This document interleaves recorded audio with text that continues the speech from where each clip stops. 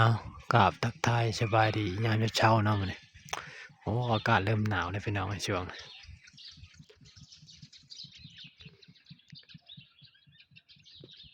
ท้องฟ้าแจ่มใสดีเนาะมื้อนี้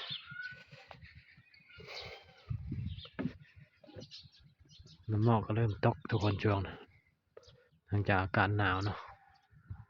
หมอกแตงก็เริ่มออกดอกแล้วทุกคนเอ้ย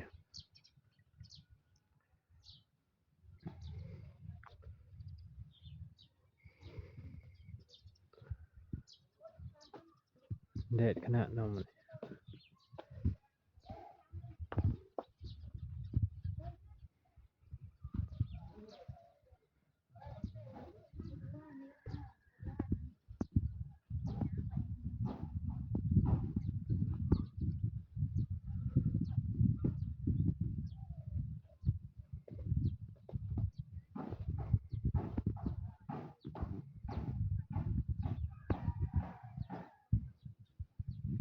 มานี่นะบรรยากาศเริ่มหนาวทุกคน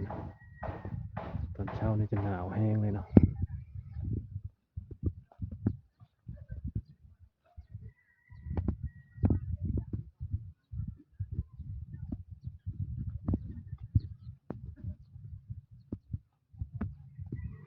นี่ก็จะเป็นถนนหนทางนะตามมันนอกบ้านนาทุกคนประมาณนี้เนาะ